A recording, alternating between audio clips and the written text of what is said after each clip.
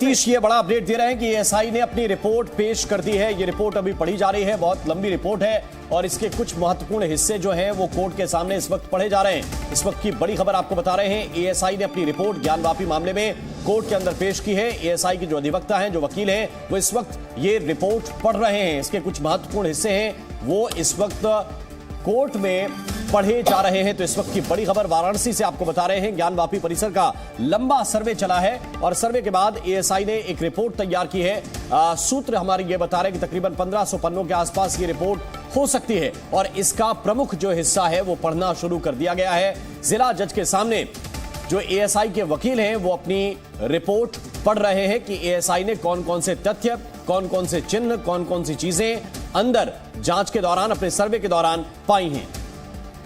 तो जिला जज के सामने रिपोर्ट इस वक्त पढ़ना शुरू हो चुका है। नीतीश, एक बार फिर आपका रुख करते हैं और क्या अपडेट आपके सामने, कितने वक्त में कोई बड़ा फैसला आज यहां से आ सकता है?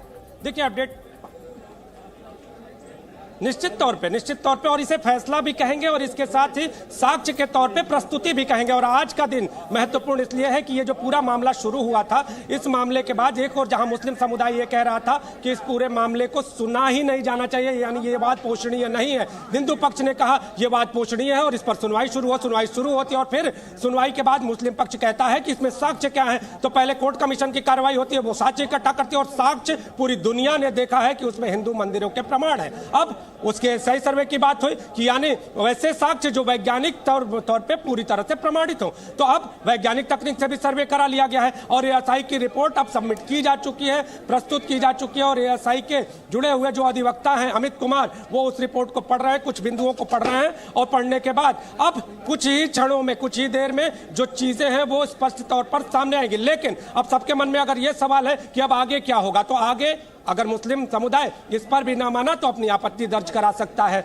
अब अपनी आपत्ति अगर दर्ज करा सकता है तो हिंदू पक्ष उस आपत्ति की आपत्ति दर्ज करेगा और फिर आगे इस केस को बढ़ाया जाएगा। लेकिन पूरे मंदिर के मुकदमे में एएसआई यानी वैज्ञानिक तकनीक का ये सर्वे कहीं ना कहीं बड़ा मायने रख रहा है। साक्ष्य के तौर पे अयोध्या का जिक्र करना चाहूंगा। अयोध्या में भी एएसआई सर्वे के बाद जो तस्वीर थी वो साफ हुई थी। तो निश्चित तौर पर ज्ञानवापी मामले में भी सर्वे के बाद, एएसआई सर्वे के बाद तस्वीर पूरी तरह से साफ होती नजर आएगी। तो आज वो विशेष दिन और सर्वे की रिपोर्ट प्रस्तुत की जा चुकी है। जी बिल्कुल, काफी महत्वपूर्ण आप बता रहे हैं क्योंकि तथ्य तो दाएं बाएं नहीं किए जा सकते। अदालतों में दलीलें अलग अलग हो सकती हैं, नियम कायदे या जो पुराने कानून बनाए गए उनके आधार पर आप ये कह सकते हैं कि इस मामले में कैसा फैसला आए, इस पर दलील आप दे सकते हैं, लेकिन तथ्य नहीं बदले जा सकते। और आज एक फैक्चुअल रिपोर्ट एएसआई के द्वारा जो प्रस्तुत की जा रही है, मील का पत्थर साबित होगी इस केस के मामले में, ऐसा कहा जा सकता है। लेकिन नीतीश, एक चीज और, मैं विवेक के पास जाऊं और मथुरा के विषय में अपडेट लूं, उससे पहले यह जरूर समझना चाहता हूं, कुछ ऐसे अवशेष मिले थे जब ये सर्वे चल रहा था। कहा यह भी जा रहा है कि जो चिन्ह हैं, कुछ अवशेष हैं, उनको डीएम की निगरानी में लॉकर में रखवाया गया था। क्या उन अवशेषों से जुड़ी हुई रिपोर्ट या उन अवशेषों को सीधे तौर पर अदालत के अंदर जज साहब के सामने रखा गया है? देखिए, इन सारे विषयों की वैज्ञानिक तकनीक से पूरी तरह से सर्वे की गई और किया गया। इस सर्वे को करने के बाद फिर इसकी रिपोर्ट तैयार हुई है। रिपोर्ट जिस तरह से बताया जा रहा है कि 500 से 1500 पन्ने और इससे भी ज्यादा की हो सकती है, ऐसा अनुमान है।